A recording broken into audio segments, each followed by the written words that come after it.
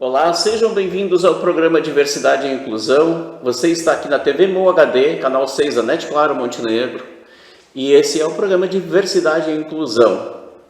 Hoje vamos conversar com o Eduardo Kauer. Vamos falar um pouquinho sobre os 200 anos da imigração aqui no Rio Grande do Sul, e especificamente na cidade de Montenegro e Vale do Caí. Antes disso, eu quero lembrar aqui os nossos apoiadores do programa Diversidade e Inclusão, Sicredi Ouro Branco, com duas agências aqui no centro, aqui na cidade de Montenegro, uma na Rua São João. Oh, que coisa, hein? Uma agência aqui na Rua João Pessoa, bem aqui no centro da cidade de Montenegro, e a outra agência lá no bairro Timbaúva, na Avenida Júlio Render. E também o Mestre do Frango, ali na Rua Santos Dumont, 1516, ali pertinho da Praça dos Ferroviários. Esses são os recadinhos dos nossos apoiadores. Então, Eduardo, seja bem-vindo, Eduardo. Obrigado, boa noite a todos e todas. É um prazer estar aqui, falando sobre as imigrações alemãs, justamente nesse mês que a gente completa 200 anos da chegada da primeira leva, Primeira leva do primeiro conjunto, digamos assim, de imigrantes alemães que vieram para o Rio Grande do Sul, para o Brasil. Então isso é importante, Eduardo, conversar. A gente está comemorando os 200 anos da imigração alemã, mas nós tivemos aí, posteriormente a isso, a chegada de outros imigrantes também, Sim. O Brasil foi um país que foi ocupado aos poucos por vários povos, Aqui a nossa região mesmo, do Vale do Caí, foi ocupada por Caingangue, por Guarani, por portugueses, por espanhóis, por africanos, posteriormente também por italianos, poloneses, franceses e outros tantos que entraram aqui no Vale do Caí. É uma quantidade muito grande de etnias diferentes, de povos diferentes que entraram aqui no Vale do Caí.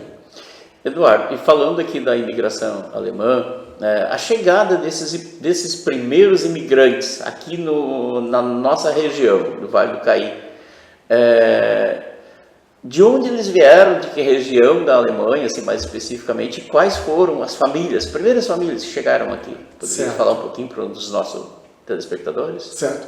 Assim, nós temos que diferenciar alguma coisa na imigração, As primeiras famílias que vieram para o Rio Grande do Sul desceram em São Leopoldo há 200 anos atrás. Eram camponeses, eram pessoas muito pobres. O berço da colonização. São Leopoldo. São Leopoldo. E elas receberam terras do governo. Elas ganharam terras do governo em São Leopoldo, Portão, Novo Hamburgo, Estância Velha, Ivoti, Dois Irmãos. Aquela região ali era uma grande fazenda que pertencia ao Império. Era então uma iniciativa estatal de distribuir terras para imigrantes alemães. No Vale do Caí, aqui em Montenegro, Prochir, Maratá, Pareci, haviam fazendas que estavam nas mãos de grandes proprietários de terra, a família Pereira, Simas, a família Teixeira, a família Moraes, assim por diante, que eram donos dessas fazendas com milhares de hectares de terra. E para cá, os imigrantes que vieram para cá, que desembarcaram em Montenegro e no Vale do Caí, eles tiveram que comprar terras. Esses imigrantes não ganharam, então. Esses imigrantes não ganharam. A gente fez um cálculo esses dias assim por cima, mas é muito bom esse cálculo, que apenas 5% dos imigrantes receberam terras do governo. Aqui não. Aqui, por exemplo, uma das primeiras famílias, uma das primeiras pessoas a chegar aqui foi o Andreas Korrenborger, que era um ferreiro. Ele já estava no Rio Grande do Sul, ele se mudou para Montenegro, e ele, mais um outro imigrante que era Schreiner, e mais um outro imigrante inglês que era o Hosking. Eram 3 imigrantes, 2 alemães e um inglês. Os 3 fizeram uma sociedade, compraram partes da fazenda dos Morais e lotearam essa fazenda. O que dá todo o território, ali, boa parte do território de São José do Sul, de Maratá, um pedacinho de Brochir, toda aquela região ali, era uma fazenda só. E essa fazenda então foi loteada. Então as famílias que vão para lá, eles vão ter que comprar a terra e eles têm um prazo de 10 anos para pagar essa terra.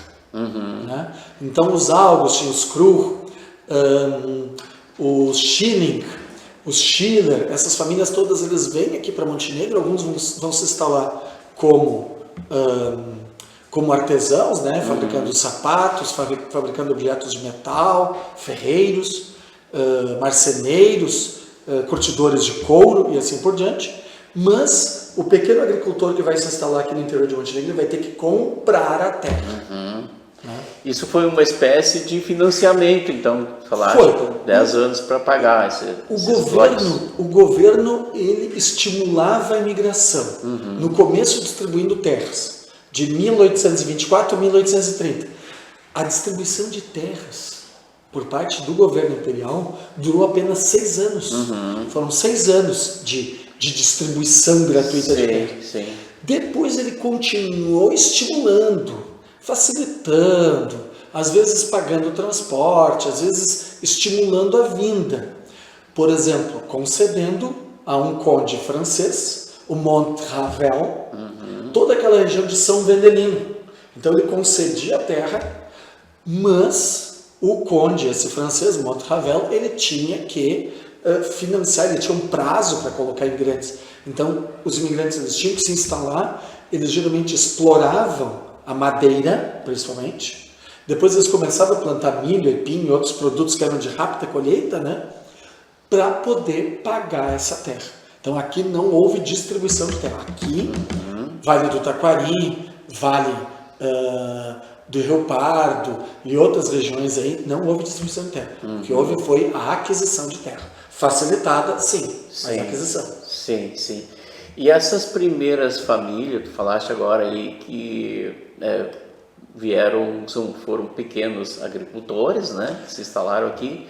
Como é que eles faziam para se manter e conseguir pagar esses lotes aí, além do que tu já mencionaste aqui na plantação, né? É justamente isso, essa questão, e muitos assim, muitos começaram a trabalhar também nas fazendas dos lusos, né, dos de origem portuguesa. Então havia esse trabalho sazonal. E um detalhe, havia também uma carência muito grande, porque o Rio Grande do Sul, ele, por exemplo, ele tinha uma grande produção de gado para fazer charque. Então aqui em Montenegro não tanto, mas Pelotas, outras regiões assim, mais da região sul do estado. Mais da região sul do estado, com certeza. Aqui em Montenegro também. Mas o que havia? Havia uma grande produção de carne de gado, charque, mas o couro não era utilizado. Então os agricultores, os pequenos proprietários alemães, esses agricultores alemães, o que eles faziam? Muitas vezes eles compravam o couro a um preço muito baixo, né? E eles transformavam esse couro em botas, xiripá, laço, chapéu, sela e assim por diante. Então, na verdade, o Brasil, ele não tinha muita infraestrutura, ele não tinha estradas, ele não tinha escolas, ele tinha uma carência muito grande disso, mas havia uma liberdade econômica e uma possibilidade de produção muito grande. Sim. E eu vejo uma outra coisa assim, o imigrante alemão, tem certas regiões, por exemplo, boa parte dos imigrantes alemães vieram do Hunsrück, que é um pedacinho, não é um estado, é só um pedacinho lá de um estado da Alemanha. Lá, às vezes, eles têm 4 meses, 5 meses, 6 meses do ano que eles podem plantar. E aqui eles conseguiam plantar o ano inteiro. O ano inteiro, a diferença, né? As culturas de verão e as culturas de inverno. Lá, eles tinham, em dezembro, janeiro, fevereiro, março, se trancar dentro de casa porque era neve. Lá dava 20 graus abaixo de zero. E aqui não, aqui dava uma geadinha. Então, para o sistema que eles estavam acostumados, o Rio Grande do Sul era uma bênção, né? É uma maravilha. E as famílias, a industrialização, né? Como que ela chegou aqui na nossa região, né? Que a gente sabe que muitos, né, imigrantes alemãos também desenvolveram a questão da indústria aqui na nossa região, né? Sim.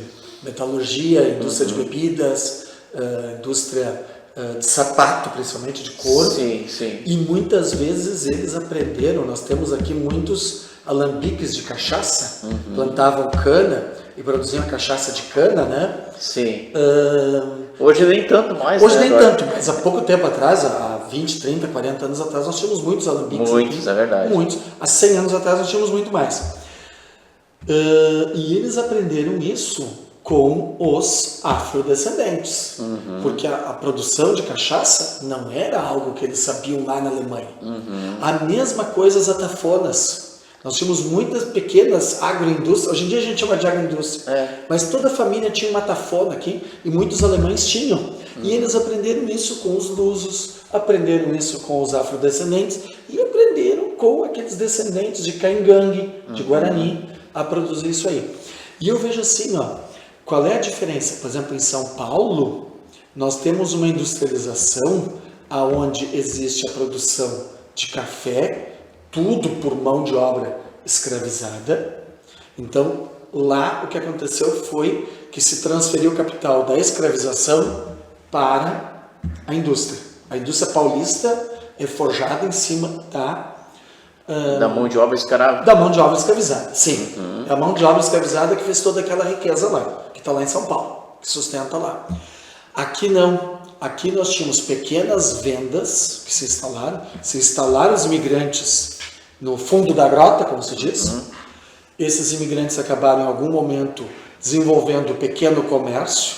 Esse pequeno comércio começou a girar em cima de comprar o produto do pequeno agricultor, vender para fora, importar o produto de fora, muitas vezes da Alemanha, vender para o pequeno agricultor e acumular capital, e isso é que gerou indústrias, né, que nem o Renner, que nem outras indústrias aqui da região, né, que se desenvolveram a partir dessa capitalização, a partir do pequeno agricultor, né, do pequeno agricultor. Sim. Foi diferente da indústria paulista. O Renner que você está falando também é uma família de imigrantes, né? Sim, o Renner aqui em Montenegro não, o Jakob Renner aqui que fundou já é filho e neto de imigrantes, mas são de origem alemã, né? Tem a sua origem alemã. Sim. E isso é interessante porque o imigrante chegou aqui muitas vezes com poucos recursos ou quase sem recursos, né? Conseguiu prosperar e conseguiu transmitir essa cultura para os seus filhos e netos, em parte, porque também aprendeu, né? Como eu disse, aprendeu a fazer farinha de mandioca com que é um alimento dos Guarani, né? É um alimento dos Guarani. Os Guarani que ensinaram para o imigrante alemão a triturar a mandioca e fazer farinha.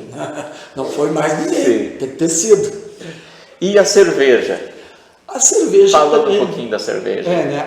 Tradicional para nós, né? Aí é o contrário, né? Aí é uma coisa que veio de lá e se fala, lendo os livros hoje em dia, fazendo a pesquisa, no começo, quando o imigrante chegou aqui, não tinha cervejarias, né? Então ele teve que beber cachaça. Sim, ele sim. Teve que beber cachaça. Uma bebida que não era comum. Não era comum para eles, né? Não. Eles têm os destilados lá, feitos de pêssego, feitos de outras frutas lá. Eles têm na região onde vieram os meus antepassados, eles plantam pera, maçã e uma outra frutinha pequena, uma mexinha pequena chamada mirabelle. E eles fazem um destilado disso aí, né? Que é muito parecido com a cachaça, não é o mesmo, não é igual, mas é similar, é o destilado deles lá, do Hunsrück. E aqui eles tiveram que aprender a beber e trouxeram daí esses costumes, como beber cerveja, né? O brasileiro não estava acostumado a beber cerveja. Sim. Cerveja não era um produto popular. Aí a popularização da cerveja é algo claramente dos alemães. Tem outras coisas assim que às vezes se perde, porque quando o imigrante chegou aqui, lá na Alemanha é muito raro o arroz. Então quando o imigrante chega aqui, ele começa a plantar arroz, porque lá na Alemanha é raro e aqui é possível plantar. Aqui a terra é boa para plantar arroz. Então ele começa imediatamente a plantar. Só que hoje em dia já não tem mais tantos descendentes de alemães plantando. A cultura outras etnias já assumiram. Modificou, né? foi modificando ao longo dos anos, né? A cultura ela é muito movediça, né? A mesma coisa, tem receitas lá da Europa. A cerveja daqui não é igual à europeia, lógico, né? Tem outras composições e tudo mais. Outros costumes, né? Outras receitas que se tem aqui, que lá na Europa eram feitas, por exemplo, com maçã, que sobrava. Aqui é feito com abacaxi, Sim, que tinha naná no mato, né? Então, existe essa mistura de cultura, né? Do alemão, do afrodescendente, do luso, do guarani, do caingangue. As culturas elas vão se misturando. Sim, às vezes é difícil de saber onde é que começa uma, onde é que termina a outra, né? Exatamente. Eduardo, e os teus antepassados, falaste um pouco, né? Podia falar um pouquinho para nós? Os meus antepassados, como boa parte das pessoas aqui de Montenegro e da região, vieram do Hunsrück, do Pfalz, né? Alguns vieram da Renânia, e aqui na nossa região nós ainda temos alguma contribuição assim, de pessoal da Saxônia, de pessoal da Pomerânia também, né? Que também tem uma cultura também muito própria, mas os meus vieram do Hunsrück, como boa parte, Hunsrück e Pfalz, né? Aqui a gente tem famílias do Hunsrück como Kruch, Kauer e outras, né? Ketz, outras assim. Nós temos famílias do Pfalz, que nem Reinheimer, né? Matzenbacher e outras que vieram dessa região. O Hunsrück em especial é um pequeno planalto, né? É uma região alta e plana no seu topo. Ela é muito fria e durante muito tempo ela foi muito, como toda a Alemanha, toda a Europa, densamente povoada. Quer dizer, tiveram muitos filhos e pela grande quantidade de filhos sobrou gente. E aí tiveram que ir para outros lugares. Muitos foram para a Rússia, muitos foram para os Estados Unidos, né?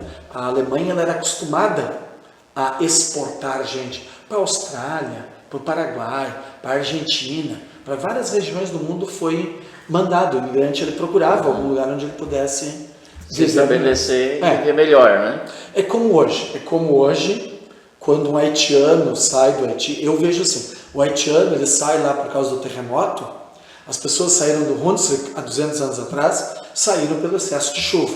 Deu chuvarada muito grande, matou toda, apodreceu a colheita, tinha que ir embora. A mesma coisa os sírios, eles fogem da guerra. O imigrante do Pfalz saiu de lá porque tinha guerra, as guerras napoleônicas, outras tantas, as guerras depois burguesas, né, na década de 1840, acabava saindo, né? A mesma coisa, outros imigrantes aí que saem por problemas políticos, econômicos, sociais, né? Até por causa de questão da delinquência. Né? Imagina, na Europa, aquela época era muita pobreza. Né? Eles viviam numa extrema pobreza. Então, vir para cá, uma pessoa que às vezes tinha, 20 metros quadrados de terra, vir para cá e ganhar 77 hectares... Imagina, né? Que diferença, hein? Numa terra onde não tinha o inverno que eles estavam acostumados lá, quase um verão eterno para eles. Sim. Né? Uma terra que era extremamente fértil, continua sendo fértil, o Rio Grande do Sul, fertilidade da terra, água, rios muito grandes. Há anos atrás eu tive um primo meu que veio da Alemanha e ele sobrevoando assim o Rio Guaíba, e depois quando eles pousaram e passaram por cima de Porto Alegre, os jacarandás todos floridos, é lindíssimo, ele ficou maravilhado com o Brasil, né? O calor, o clima, a beleza que é, né? A nossa mata, tudo isso, os nossos rios. Pena que às vezes a gente trata tão mal. É verdade. A gente trata tão mal essa nossa natureza, isso é que me dói tanto. É verdade. Eduardo, eu gostaria que tu falasse um pouquinho do museu. Né? Claro. Alguma coisa dos livros que tu sim. O nosso museu, né, ele foi criado em 2012, ele já tem 12 anos de funcionamento. E ele é um pequeno museu particular, né, pertence à nossa família, está dentro de uma chacrinha, que é da nossa família. E nós temos sempre alguma exposição, né? Nós sempre estamos trocando de exposição. Uma época foi em relação ao tambo, né? A produção de leite, noutra época foi em relação às famílias, Uma época a gente fez uma exposição sobre a presença luterana, outra época a gente fez sobre o Hospital Montenegro, né? E agora nós estamos com uma exposição sobre a imigração alemã. Nós selecionamos alguns objetos que tem sobre a imigração alemã, que pertenceram a imigrantes alemães, alguns com mais de 200 anos, né? Que quando vieram para cá já eram os pertences de um imigrante, né? Então já estava na família do imigrante em 1824. Sim. E estão lá em exposição mostrando um pouquinho, um panorama. Como é que faz se a pessoa quiser fazer uma visita lá? Agendamento pelas redes sociais, Facebook, Instagram. Como que acha lá, Eduardo? Memorial ao imigrante alemão. Memorial ao imigrante alemão. Ou pelo nosso telefone 51 998 55 82 32. Então, a pessoa que quiser conhecer um pouquinho da história da imigração, Isso. pode agendar uma visita lá no museu. Nós só fazemos visita por agendamento com consulta a nossa agenda, né? Para ver Certo, claro. se nós não estamos no trabalho, se tem como a gente atender bem as pessoas, né? Senão a gente pede desculpa, mas não tem como atender, né? Muitas vezes a gente está trabalhando, claro, ou está em outras atividades, assim por diante. Mas a pessoa vai entrando em contato com você, né, vai conseguir em algum momento fazer uma visita, né? Isso. Ajustando essas questões aí que falaste, né? Isso aí. Eu trouxe alguns livros aqui, porque a gente, como a gente é escritor, a gente sempre anda com os livros embaixo do braço. É isso aí. Então, tu falaste um pouquinho. Eu trouxe 2 livros meus, o mais clássico, que é o Alemão Batata, que são 70 histórias sobre a imigração alemã, né? 70 historinhas, que contam um pouquinho do panorama, a vinda, a chegada, o convívio, assim por diante. São histórias de um pouquinho de antes de 1824 até 1939. Né? Adaptação... Esse livro está disponível para venda? Não, ele já está esgotado. Já está esgotado. Já está esgotado. E um outro livro que eu lancei há pouco tempo é Kerp, Alegria e Consagração. Kerp, Alegria e Consagração. Que conta um pouquinho da história do Kerp. Eu fiz um resgate, né, da cultura, da religiosidade do Kerp também, né, falando sobre todas as questões aí. Então, esses 2 livros eu trouxe meus. Eu trouxe outros livros aqui, de repente, para mostrar até 1824, que é o livro do Rodrigo Trespach, que é um livro muito bem escrito, muito bom, sobre o ano de 1824. Um pouquinho antes, um pouquinho depois. A chegada dos imigrantes. A chegada dos imigrantes, exatamente. Eu trouxe este livro aqui, 100 anos de germanidade no Rio Grande do Sul, né, cujo organizador é o padre Theodor Amstadt, né, que fez um belíssimo trabalho. Né, apesar de 100 anos depois, ainda é uma fonte de consulta que a gente sempre tem que rever ele. Sim. Né. Também este livro aqui, que foi um lançamento mais recente, eu trouxe livros mais antigos, mais novos, que é Escritos Perdidos, que é um livro que fala sobre o Johann Georg Klein. Ele era estudante de magistério lá na Alemanha, e ele imigrou, não conseguiu lá se estabelecer, imigrou aqui para a região de Sapiranga, foi professor, foi pastor, né? E ele, na época de estudante de magistério, teologia, ele fez um catecismo à mão. E esse catecismo que foi trazido para o Rio Grande do Sul, que estava aqui em Sapiranga, estava aqui na região, e foi lido por várias pessoas, né? Era um livro misterioso que ninguém sabia. Recentemente foi descoberto na Universidade de Princeton, nos Estados Unidos.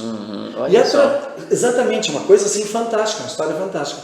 E através de contatos de pessoas foi traduzido, né, pelo pastor Johannes Friedrich Hasenack, um belíssimo trabalho, e depois o senhor João Bill e o senhor Miqueias Mig escreveram esse livro narrando isso aqui.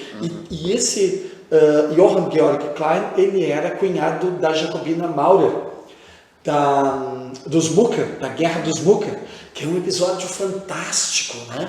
De muito misticismo, de muita religiosidade, tem muita fábula, tem muita história, mas também tem muita lenda por trás dessa narrativa. É a coisa mais fantástica, assim, de um messianismo, de uma religiosidade, de pessoas tentando, né, imigrantes alemães tentando sobreviver aqui no Rio Grande do Sul, tentando se adaptar, né, conviver aqui e tudo mais. Essas obras, vai encontrar elas hoje? O do Rodrigo Trespar tem à venda, o Kerp tem à venda, os 100 anos de Germanidade não sei se tem à venda ainda, né? Esse livro é da Unicinos, eu não sei como é que está à venda. Os Escritos Perdidos, na editora Oikos, de Charlau. Só que ela também teve debaixo d'água agora por causa Sim, temos essa questão agora, né, Eduardo? Terrível. São Leopoldo foi muito atingido. Muito. Inclusive muito o museu, né? Sim, até o museu foi muito atingido. É uma coisa complicada. Olha, foi uma tragédia, sim. Produção, quantos minutos nós temos ainda? 5 minutos. E o último livro, Montenegro, do trabalho do João Cândido Campos Neto, que é um livro que eu sempre uso de referência, né? Porque é um livro de 1924 também, o ano do centenário, né? Sim. Nós estamos nos 200 anos, o ano dos 100, trouxe 2 anos dos 100 anos, porque o livro do Campos Neto, inclusive, ele fala da questão das comemorações dos 100 anos em Montenegro, que foram assim grandiosas, né? E este ano, infelizmente, a gente, até por causa da enchente, não conseguiu grandes celebrações em cima disso. Eu ia te perguntar exatamente isso agora, Eduardo. Os 200 anos, como que está as comemorações aqui na nossa região?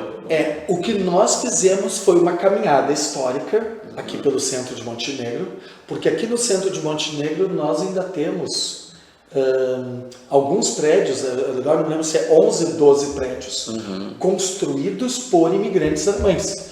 Em diferentes épocas, nada em Chaimel, mas foram prédios construídos. Rapidamente, poderia citar alguns para nós? Eu poderia citar, sim, a casa da família Schilling, ali perto da Câmara de Vereadores, um pouquinho nos fundos. O Hotel Brasil, a pensão dos Rumes, ali na beira do rio, né, que foi construído pelo Fuhrmeister. A cervejaria Ian, ali perto da esquina da praça.